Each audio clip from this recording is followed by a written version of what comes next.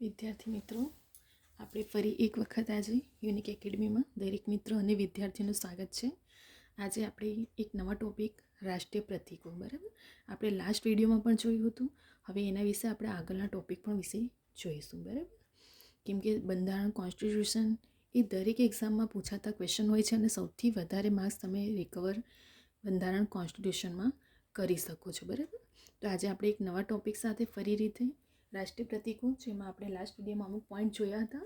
હવે આપણે આગળના પોઈન્ટ જોઈશું, જેથી કરીને આપણને એક પણ માર્ક્સ સ્કીપ ના થાય અને તમે માર્ક્સ એક્ઝામમાં કવર કરી શકો છો. તો સૌથી પહેલાં આપણે જોઈશું હવે રાષ્ટ્રગીત, બરાબર. તો રાષ્ટ્રગીત આપણે, તમને બધાને ખબર જ હશે કે રાષ્ટ્રગીત કયું છે, આપણે વંદે માતરમ, બરાબર. પણ એક્ઝામમાં તમને કન્ફ્યુઝ કરવા માટે રાષ્ટ્રગીત અને રાષ્ટ્રગાન, બરાબર, દરેક સ્ટુડન્ટ્સ આમાં કન્ફ્યુઝ થતા હોય છે. જો રાષ્ટ્રગીત કહે તો વંદે માતરમ અને રાષ્ટ્રગાન કહેવામાં આવે તો પછી તમારે જનગણ મન ધ્યાનમાં લેવાનું છે, બરાબર. તો રાષ્ટ્રગીત આપણું કયું છે? વંદે માતરમ. કોના દ્વારા લખાયું? બંકિમચંદ્ર ચેટર્જી, બરાબર. યાદ રાખવાનું છે, રાષ્ટ્રગીત વંદે માતરમ છે અને એ બંકિમચંદ્ર ચેટર્જી દ્વારા ગાવામાં આવ્યું હતું. ત્યાર પછી આપણે જોઈશું કે આ રાષ્ટ્રગીતને કોનામાંથી લેવામાં છે? આનંદ મઠમાંથી લેવામાં આવ્યો છે, બરાબર. કોનામાંથી લેવામાં આવ્યો છે? આનંદ મઠમાંથી. તમને પૂછે કે વંદે માતરમ ગીત શેમાંથી લેવામાં આવ્યું છે? તો આનંદ મઠમાંથી લેવામાં આવ્યો છે. હવે આ રાષ્ટ્રગીત એટલે કે વંદે માતરમ સૌ પ્રથમ 1896માં 12મા અધિવેશન ક્યાં? કોલકાતા ખાતે ગાવામાં આવ્યું, બરાબર. તમને પરીક્ષામાં પૂછે કે કયા અધિવેશનમાં અને કઈ જગ્યા પર? તો 12મું અધિવેશન અને કલકત્તામાં. કયા વર્ષમાં? 1896માં, બરાબર. રાષ્ટ્રગીત વિશે આટલા આપણા ટોપિક મેન આઈએમપી છે. સૌથી પહેલાં રાષ્ટ્રગીત અને રાષ્ટ્રગાનમાં તમારું કન્ફ્યુઝન ના થાય. રાષ્ટ્રગાન કહે તો જનગણમન અને રાષ્ટ્રગીત કહે તો વંદે માતરમ. તો વંદે માતરમ કોના દ્વારા? તો બંકિમચંદ્ર ચેટર્જી દ્વારા. હવે કયામાંથી લેવામાં આવ્યો છે? આ પૂછાતો ક્વેશ્ચન છે, બરાબર. આનંદ મઠમાંથી લેવામાં આવ્યો છે અને 1896માં 12મા અધિવેશનમાં કોલકાતામાં, બરાબર. આપણો રાષ્ટ્રીય ગીત વંદે માતરમ વિશે બસ આટલો ટોપિક આપણો આઈએમપી છે. હવે આપણે જોઈશું રાષ્ટ્રીય પંચાંગ, બરાબર. તો રાષ્ટ્રીય પંચાંગ વિશે આપણે ટોપિકો જોઈશું. સૌથી પહેલાં આ બધા સ્ટુડન્ટ્સને ખબર છે કે આપણો કયો સખ સંવત પર છે, બરાબર.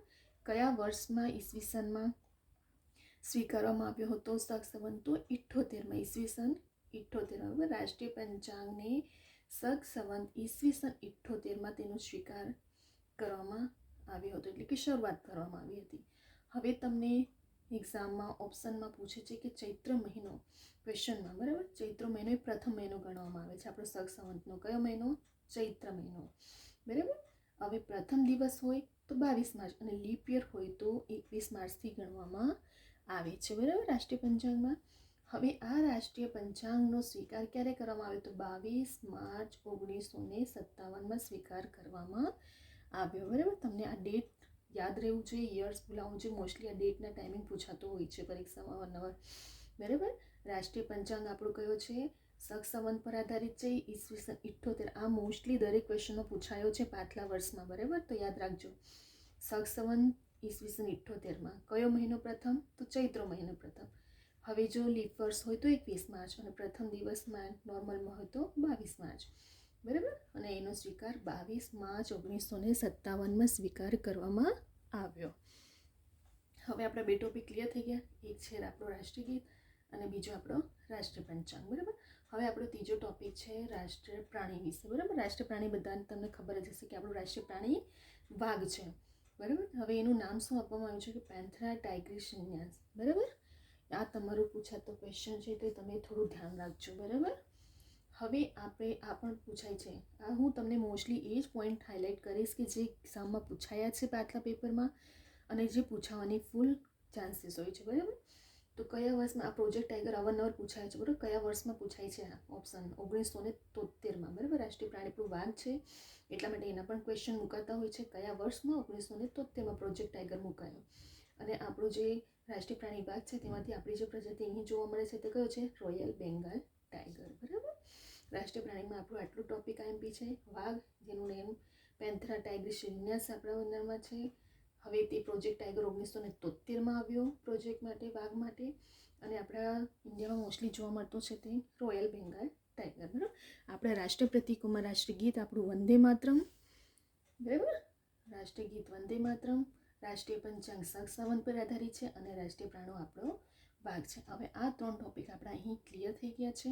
આમાંથી તમને 2-3 માર્ક્સ આપણે કવર કરી શકીએ છીએ. આપણે એવું લાગે છે બસ આ ટોપિક હોય છે, પરંતુ નાના નાના ટોપિકમાં પણ ઘણા એવા કોન્સ્ટિટ્યુશનના ક્વેશ્ચન સમાયેલા હોય છે કે જે એક્ઝામમાં પૂછાય જ છે, બરાબર. કેમ કે આપણું બંધારણની સ્ટાર્ટિંગ જ આ પ્રતીકોથી થઈ છે, તો આમાંથી તો ક્વેશ્ચન દરેક એક્ઝામમાં આવે છે. તો બધા વિદ્યાર્થી મિત્રો આને નોટ કરી લેજો, બરાબર. તમને જો વધારે બધું તો તમારી નોટબુકમાં પણ તમે હાઇલાઇટ કરીને પોઈન્ટ ટુ પોઈન્ટ લખી શકો છો સ્ક્રીનશોટ લઈને, બરાબર. જો તમને અહીં આપણો રાષ્ટ્રીય ગીત, રાષ્ટ્રીય પંચાંગ અને રાષ્ટ્રીય પ્રાણીનો ટોપિક વિશે આપણે સમજૂતી જોઈ છે. તમને ગમે આ વિડીયો તો લાઈક, શેર અને સબસ્ક્રાઈબ કરી શકો છો, અને બીજા બધા મિત્રો અને ફ્રેન્ડને પણ તમે શેર કરો જેથી બીજાને પણ હેલ્પ થાય, બરાબર. હવે આપણે નેક્સ્ટ વિડીયોમાં બીજા બધા ટોપિક લઈને આવશું.